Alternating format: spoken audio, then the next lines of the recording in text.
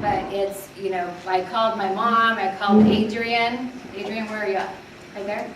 Adrian's the one who asked me to run. He came in the boardroom at the hotel and said, I'd like you to run for this position. So he's probably the majority of the reason that I'm sitting here. And he's been instrumental in helping, and I'm very thankful. So you can thank him if you're happy that I'm there, because he's the reason. It was actually Sharon and I, not just Yes, Sharon's always everywhere helping. There you are, yeah. So she's our state committee woman and has done amazing things also. So there's so many people to thank. I'm sure I'm going to miss them. But I wouldn't be here without all these people. Oren's phenomenal. Oren's, I had a core group, and when I first started this campaign, I had to split it in two, because I couldn't figure out how I was going to deal with oil trains here when Yakima didn't care about those. Or I was going to deal with really high crime where we luckily didn't experience it the same way they did.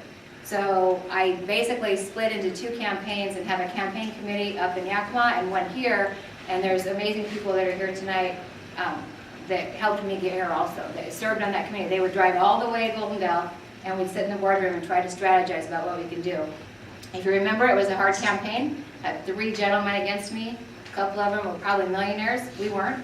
So I learned that you knock on a lot of doors, and you do a lot of hard work, and you try to invest in yourself as much as you can whenever you can, and you listen and just speak the truth. You know, people say, how does it, you know, what makes you different? How come this is working for you? And it's because our family just says the truth. That's it. You know, we're going to tell you whether you like it or not. I got that from Dad. So, yeah. Mom's much softer, but my parents and my sister are the reason, you know, that we're family strong.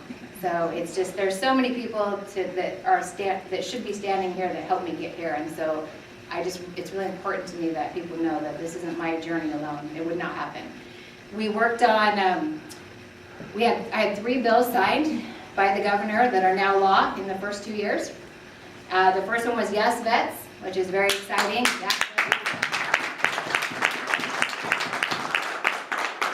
That bill was fascinating because I experienced that it's supposed to be 15 minutes, but I think it's 12 with Wanda. A new group of people come in your office. And then she moved to the next people. And so after all day of being there that first year and having every 12 minutes a new group, your head starts spinning and you're trying to keep track of what they're fighting for, which money they want, basically. But these group of veterans came in and they just said, you know, Representative McCabe, nice to meet you. We don't want money. And so I just thought, wow, this is new. I've never experienced this. So after being there a couple months, I was in shock, and they just said, we just want a job. You know, we just want to work. We're very valuable, we know. And then someone said, well, if they're trained in missiles, how are they going to help you in the workplace? And the answer is simple, because they're trained in everything. You know, they've cooked, they've cleaned, they've taken orders, they've given orders. They show up to work. If you're an employer in this room, you get how important that is. They don't text while you're paying them the whole time, you know, just bonus. And they're just a great asset to our businesses. And without our businesses, we don't have our communities. You know, we don't have our fire stations and our hospitals. You know, Leslie's here. I appreciate, you know, people being here that have worked really hard in our community to make it great. But if we don't have businesses, we don't have those. You know, so it's really important that we support businesses.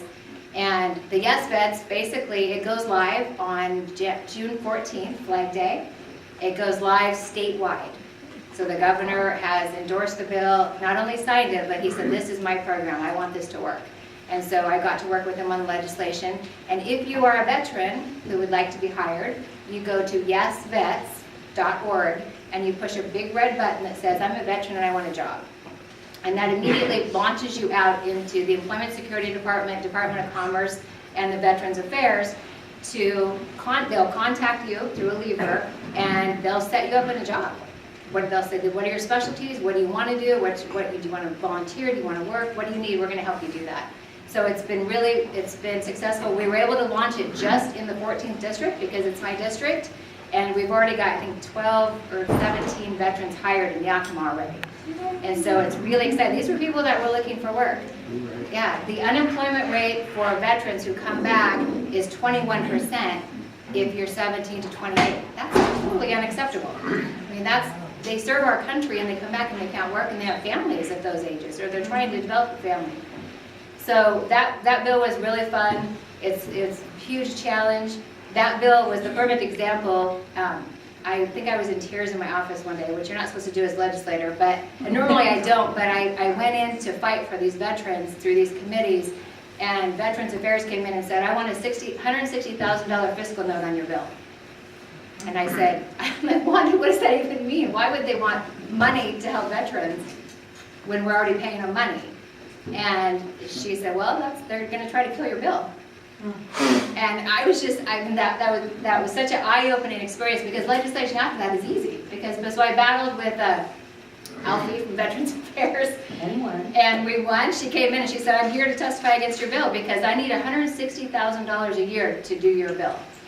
And I said, I don't think you do. I think you can do it within existing resources. And she said, well, I'm here to kill it. We have friends. And she did. And then 2 minutes, I think, before I actually went up to testify in that committee, I was just livid. I had no idea that's how it worked.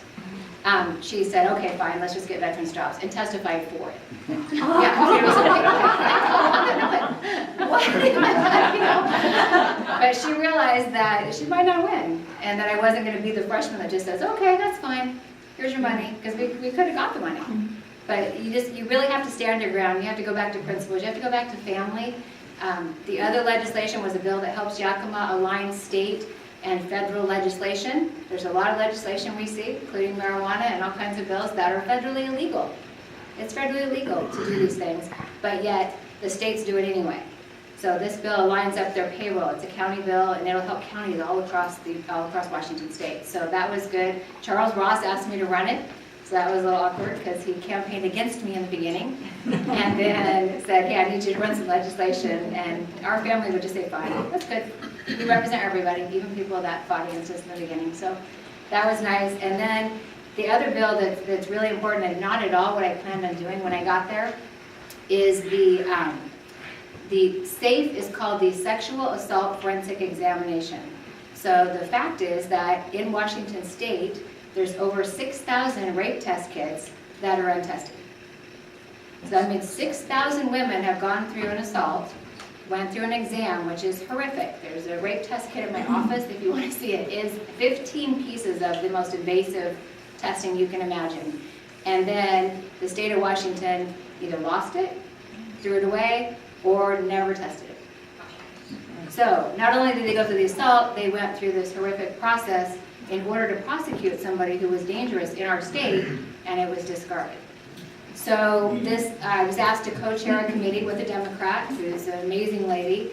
It's Representative Tina Orwell, and she said, would you be willing to co-chair with a Democrat on this bill to get rid of this backlog in Washington State? And I said, of course. So we ended up doing a lot of work. We're the first state in the United States that's addressing this issue statewide. So it's huge. We asked for $1 million in the budget, and they gave us, I think, 2.5 or something when we were done. We did more than we even asked for, and that doesn't happen. Usually you're fighting to get what you asked for. But they realized, and they wanted Washington to be the first one. Detroit, the little cities were trying to do it, to figure out how to get rid of that backlog, to do the right thing. And they had 25% CODIS hits, which means that once you send that DNA in, it's attached to a criminal who's probably committing the crime currently. So 25% of that backlog was attached to somebody who was still out there harming people. So that was great because they were able to match the DNA, and they're in jail or prison, whatever their sentence would be. So it's really strange work. It's not what I planned on arguing on the House floor for. My bill addresses the fact that rural communities, because that's where my heart is, doesn't have trained nurses.